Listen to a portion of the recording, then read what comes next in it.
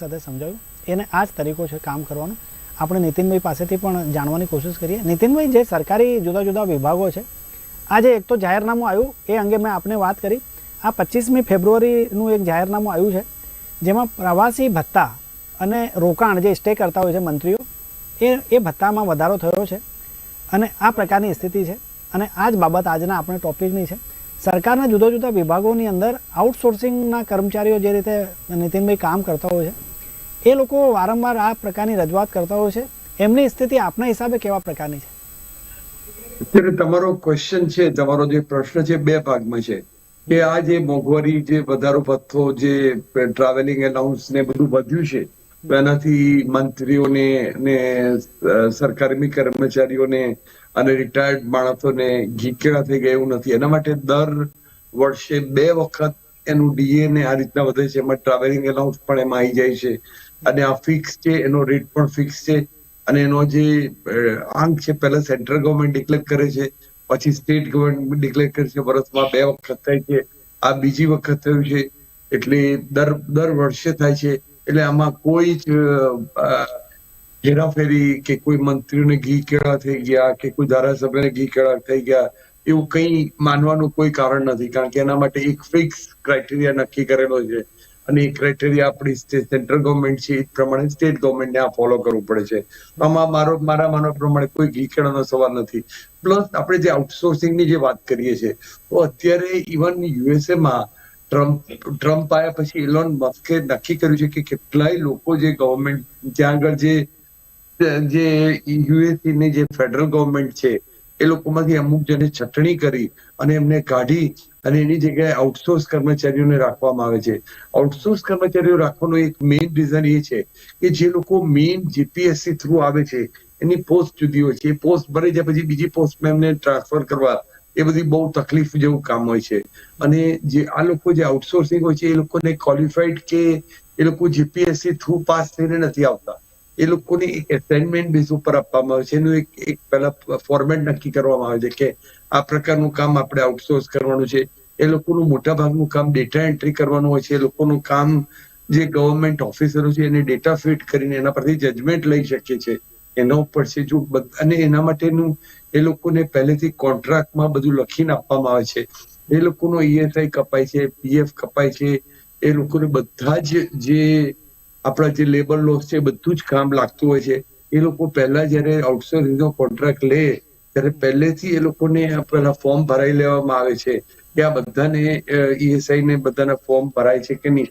તો મારું એવું નથી માનવું કે કોઈ એ લોકોને નુકસાન જાય. એનાથી દેશનો અને ઇવન આઉટસોર્સિંગના કર્મચારીઓ પણ ઘણી વખત ખુશ હોય છે કે જો અમે આઉટસોર્સિંગ ના કરતા હોત તો એ લોકો ક્યાં હોત, અને એ લોકોનું નોલેજ બી વધે છે. અને બીજું, અત્યારે વર્લ્ડમાં ક્યાંય પણ જાઓ તમે ગવર્મેન્ટ જોબ બહુ જ ઓછી થઈ ગઈ છે. જો તમારું નોલેજ હશે, સપોઝ ઇન્કમ ટેક્સમાં છે, જીએસટીમાં છે, જે લોકો આઉટસોર્સમાં કામ કરે છે, જે લોકો સારું કામ કરે છે, એ લોકોને બહાર પણ પોતાની જોબ સારી મળતી થઈ જાય છે. એ લોકોને ઘણો એક્સપિરિયન્સ બી મળે છે. તમે અત્યારે જુઓ, મિલિટરીમાં પણ એ લોકો પહેલા 2 વર્ષ 3 વર્ષની ટ્રેનિંગ આપી અને પછી એ લોકોને બહાર મોકલે છે. તો જે લોકો આઉટસોર્સ કર્મચારી છે તે પણ ઘણા ખુશ છે. ઇવન આ બધી જ આઉટસોર્સની જે વાત કરવામાં આવે છે તો પૂરા વર્લ્ડમાં છે. એવું નથી કે આપણા કન્ટ્રીમાં જ એક આઉટસોર્સ કામ થાય છે. એટલે આમાં કોઈનું શોષણ થાય છે એવું મારું માનવું નથી. લોકો 10 વર્ષ પછી બી, જેમ કે તમે કોઈ ગવર્મેન્ટ એમ્પ્લોય હોય છે જે બહુ વખતથી કામ નથી કરતા, એ લોકો પોતાની જાતને ટ્રેન નથી કરતા, તો એ લોકો બી એમના પ્રમોશનમાં ને બધે સફળ થાય છે. ઇવન પ્રાઇવેટમાં પણ હોય, જે લોકો ઇવન એમ્પ્લોય તરીકે સિલેક્ટ થાય છે પછી એમને પરફોર્મ કરવું પડશે. તો આઉટસોર્સિંગ કર્મચારી હોય એને પણ એનું પરફોર્મન્સ આપવું પડતું હોય છે. એટલે મારું એવું કોઈ જગ્યાએ માનવું નથી કે આને લીધે દેશને કે કોઈનું પણ શું કહેવાય શોષણ થઈ રહ્યું છે. અને આ આખા વર્લ્ડમાં આ જ એક ટ્રેન્ડ ચાલી રહ્યો છે. એટલે મારું કેવું છે ગોપાલભાઈ, આ એક બહુ સારી અને સરળ અને સિમ્પલ અને ઇફેક્ટિવ વ્યવસ્થા છે. અને આનો બહુ જ ડિટેલથી લોકો હવે ફોરેનમાં પણ, ચાઇનામાં પણ, અમેરિકામાં પણ એને બહુ જ એકદમ માઇન્યુટ લેવલે લઈ જવા માંગે છે લોકો. ગોપાલભાઈ, આ સિવાય બીજું કોઈ ક્વેશ્ચન આ સંદર્ભમાં? નીતિનભાઈ, જે રીતે આપણે વાત કરી, આપને એવું લાગે છે કે આપણે પણ આઉટસોર્સિંગની દિશામાં હવે વધવું જોઈએ? કેમ કે એમાં આઉટસોર્સિંગમાં એવી ગણતરી થતી હોય છે કે એમાં એક બચત થતી હોય છે સરકારની આવક જે છે એમાં બચત થતી હોય છે. આ પ્રકારની વ્યવસ્થા દુનિયા કરી રહી છે, જે રીતે આપણે વાત કરી, અને આ એક ટ્રેન્ડ પણ છે. એમાં ઘણા બધા ફાયદા પણ છે. સરકારને પણ ફાયદા હોય છે, જુદા જુદા વિભાગને પણ ફાયદા હોય છે. પણ આપણે જે રીતે વાત કરી કે એમાં ખૂબ સુંદર વ્યવસ્થા છે, સારી વ્યવસ્થા છે, અને આખી દુનિયામાં એક વ્યવસ્થા ચાલી રહી છે. અમેરિકામાં પણ અત્યારે આપણે થોડાક સમય પહેલાં જોયું કે ત્યાં ઘણા કર્મચારીઓને દૂર કર્યા અને આઉટસોર્સિંગને જે છે એના ઉપર એ લોકો ફોકસ કરી રહ્યા છે. આપણે એવું લાગે છે નીતિનભાઈ કે આપણે આઉટસોર્સિંગની દિશામાં વધી રહ્યા છે ઝડપથી? ગોપાલભાઈ, આપણો એક ક્વેશ્ચન એવો નથી કે એક ખાલી પગારની બચત કરી, પણ એક એફિશિયન્સી, ઇફેક્ટિવનેસ, આખું એનું જે માળખું છે એ એને લીધે ચેન્જ થઈ જાય. તમે ઘણી વખત એક એમ્પ્લોયને જે રાખ્યો જે આ જગ્યા પર ફિટ થાય છે અને એની જગ્યાએ બીજી જગ્યાએ ફિટ થઈ જાય છે. એટલે ખાલી પગારની બચત થાય છે એ ઇમ્પોર્ટન્ટ નથી. એનાથી આખી જે ગવર્મેન્ટ ડિપાર્ટમેન્ટ છે એની પણ એક એફિશિયન્સી વધે છે અને આખો દેશનો પણ વિકાસ થાય છે. એટલે ખાલી ગવર્મેન્ટ એમ્પ્લોયીઓને એક્સ પગાર મળે અને આને એક્સ ડિવાઇડેડ બાય 2 મળે, વાય મળે એવું નથી. ઘણી વખત એ લોકોનો આઉટસોર્સિંગનો પગાર પણ એટલો જ સારો હોય છે, એ લોકોનો પણ ઘણો વિકાસ થતો હોય છે, એ લોકો પણ ઘણા ખુશ દેખાતા હોય છે. એટલે કોઈ પણ સંજોગોમાં આપણે એવું ના કહી શકીએ કે આને લીધે લોકોનું ગવર્મેન્ટનો એક જ એમ છે કે પગાર ઘટાડવો, ખર્ચો ઘટાડવો. પણ ગવર્મેન્ટનો મેઇન એમ છે એફિશિયન્સી વધારવી, ઇફેક્ટિવનેસ વધારવી અને વલ્નરેબિલિટી, એટલે કોઈ વખત કોઈ વસ્તુને આમથી આમ લઈ જવો, ચેન્જ કરવો હોય તો એ બહુ ઇફેક્ટિવ થાય છે. જેમ કે જીએસટી ડિપાર્ટમેન્ટમાં અત્યારે માણસોની વધારે જરૂર છે, તો ત્યાં વધારે રાખીને પછી ઓછા હોય તો એ માણસોને બીજે શિફ્ટ કરી શકે. એટલે એ રિક્વાયરમેન્ટ પ્રમાણે હોય છે. પહેલા લોકોને એવું હતું કે ભાઈ અમારે ગવર્મેન્ટ જોબથી લોકોને સંતોષ છે, પણ ગવર્મેન્ટમાં બી જે લોકો તમે જુઓ છો, ઘણા લોકો ગવર્મેન્ટ જોબ કરી અને પ્રાઇવેટમાં બી જોબ કરે છે, તો એ લોકોને ગવર્મેન્ટ જોબ કરતા પણ વધારે સારો પગાર મળતો હોય છે. હવે લોકો ગવર્મેન્ટ જોબ પ્રિફર કરે છે એવું નથી. એટલે મારું કોઈ પણ સંજોગોમાં એવું માનવું નથી કે આ ખાલી પગાર ઘટાડવા માટે, ખર્ચો ઘટાડવા માટે જ આ થાય છે. નીતિનભાઈ, હું પાછો આવીશ. આપણે ખૂબ વિસ્તારથી એમને એકદમ સરળ રીતે અને સમજણ ક્લિયર કટ બે એકદમ જમીની હકીકત સાથે જ વાત કરવાની છે. મહેશભાઈ, હું આપની પાસે ફરી આવીશ. નીતિનભાઈને એક બે સવાલ પૂછે. નીતિનભાઈ, સરકારી કર્મચારીઓની જે ભરતી છે, ભરતીની જે પ્રક્રિયા છે આપના હિસાબે નિયમિત રીતે ચાલી રહી છે અને લોકોને પૂરતા પ્રમાણમાં તક મળી રહી છે આપના હિસાબે? એક તો પહેલી વસ્તુ કે હવે જે જમાનો આવી રહ્યો છે એમાં યંગ જનરેશનને તમે કહો કે મારે ગવર્મેન્ટ જોબ જોઈએ છે, તો 99% લોકોને ગવર્મેન્ટ જોબ ગમતી નથી, કારણ કે એમાં એમનો ગ્રોથ નથી, એમની લિમિટેશન આવી જાય છે. અને ગવર્મેન્ટ જોબમાં પણ હવે તમે ગવર્મેન્ટની જોબ શું કરો છો? તમે ઇવન ગવર્મેન્ટ એમએનસી લો, કોઈ બી જગ્યાએ મલ્ટીનેશનલ કંપની લો, કે આપણી ઇન્ડિયન નેશનલ કંપની લો, કોઈ કોન્ટ્રાક્ટર લો, તો લોકો જે કન્સલ્ટન્સી જે બિઝનેસ આપે છે, કન્સલ્ટન્સી ફર્મ છે, એનો ગ્રોથ કેટલો થયો? તમે અત્યારે એડવોકેટ છે, ડોક્ટર છે, એ બધાનો એક મોટો વિકાસ થઈ ગયો છે. તો ગવર્મેન્ટ જોબનો કોન્સેપ્ટ છે ને હવે નીકળી ગયો છે.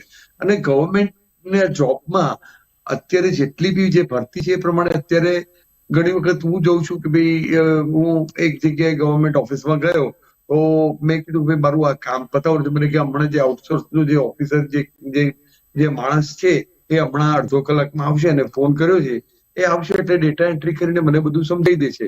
એટલે ઘણી વખત આ બધા એકબીજાને કોમ્પ્લિમેન્ટરી એ છે. એટલે ગવર્મેન્ટ જોબ બહુ વધારે કરવાથી, જેમ કે હું તમને ખાલી સિમ્પલ એક્ઝામ્પલ આપું, મારા મધર છે 58 વર્ષે રિટાયર થઈ ગયા. એ સ્કૂલમાં ટીચર હતા. એમણે લગભગ સપોઝ કે 30-40 વર્ષ નોકરી અને અત્યારે 95 યર્સ થયા. એટલે ગવર્મેન્ટને 47 યર્સ, કેટલા બધા વર્ષ એમને ખાલી એમનું પેન્શનનું ભથ્થું આપવું પડ્યું. એને લીધે ગવર્મેન્ટને કેટલું ભારણ થાય. જો આ જ રીતના અત્યારે આખું જે આપણે જે અત્યારે જે આખા વોર, જે યુરોપમાં જે વોર ચાલે છે અને પુતિન અને આપણે ટ્રમ્પે જે રીતના યુક્રેનના જે એમને ખખડાઈ નાખ્યા કે ભાઈ તું અહીંથી જતો રહે, અને આખા યુરોપને અને નાટોને ખખડાયું કે ભાઈ અમે આ છે, તો એનું એક જ રીઝન હતું, એ લોકોએ ગવર્મેન્ટ જોબો બહુ હતી ઊભી કરી. અને એને લીધે આખી ગવર્મેન્ટની જે એમની ઇકોનોમી છે એવી થઈ ગઈ કે એમનું જે બી રેવન્યુ આવતી હતી એ મોટા ભાગે લોકોના પેન્શન ને ભથ્થામાં જતી રહી. એટલે ગવર્મેન્ટે આ કરવું જ પડે. જો આ ના કરો તો યુરોપની જેમ, નાટોની, યુક્રેનની જેમ તમે ખાડે જશો. એટલે ગવર્મેન્ટ જે નક્કી કર્યું છે કે એક તો પહેલા એમણે પેન્શન બંધ કરી દીધું, પેન્શન બંધ કરી દીધું એટલે કે તમારું સેલ્ફ ફાઇનાન્સ થી ફંડ થશે. બીજું જે બી આઉટસોર્સિંગ થાય છે એ આઉટસોર્સિંગ એ કોમ્પ્લિમેન્ટરી રીતના ઇવન પ્રોફેશનલી મેનેજ થાય છે. એ લોકોને ESI કપાય છે, PF કપાય છે, એમની પરમનન્ટ જોબ હોય છે.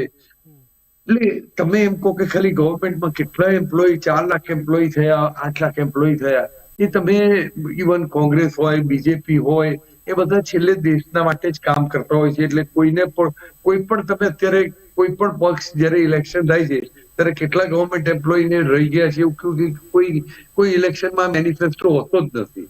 એટલે તમે જે તમારી જે વાત છે કે ગવર્મેન્ટ એમ્પ્લોય બરાબર થાય છે કે નહીં, પણ એ લોકો સપોઝ સુપ્રીમ કોર્ટના જજ છે, હાઈકોર્ટના જજ છે, જે મેઇન ઇમ્પોર્ટન્ટ પોસ્ટ હોય છે, IPS ઓફિસરો છે, એમાં ગવર્મેન્ટ એમ્પ્લોયની એમ્પ્લોયમેન્ટ બરાબર થાય છે જ. પણ જે નીચેના લેવલે છે, એટલે તમે ઓવરઓલ જુઓ તો અત્યારે જે વાતાવરણ થયું છે એ દેશના સારા માટે છે. એમનું એક જ એમ છે કે ગવર્મેન્ટ અત્યારે આપણે એક જ એમ છે કે ચાઇના, USA આ બધાની કમ્પેરિઝનમાં રહેવું હોય તો દેશમાં આ લોકોએ અત્યારે જે બી તમે જે કીધું કે આ જે DA વધાર્યું છે, DA એક્ઝેક્ટ પ્રોફેશનલી વધાર્યું છે. કોઈ એમાં પોલિટિક્સ નથી. બીજેપી વાળા, કોંગ્રેસ વાળા સાહેબે કે બીજેપી વાળા સાહેબે એવું નથી કીધું કે અમને ફાયદો થાય એવું કર્યું. એટલે મારું એવું માનવું છે કે આ જે ભથ્થું વધ્યું છે, ગવર્મેન્ટના એમ્પ્લોય જે લેવા છે એટલા જ જોયા છે. એટલે બધું જ પ્રોફેશનલી ચાલી રહ્યું છે. અને મને એવું લાગે છે ધીમે ધીમે આખા બધા જ આપણા પક્ષો એક જ થઈ જશે અને દેશની પ્રગતિ માટેની વાતો કરતા થઈ જશે. નીતિનભાઈ, આપણે ખૂબ ઉપયોગી વાત કરી અને તમામ લોકો માટે આ સમજવા જેવી બાબત હતી. નિકુલભાઈ, એક સવાલ હું આપને પૂછેલું, પછી મહેશભાઈ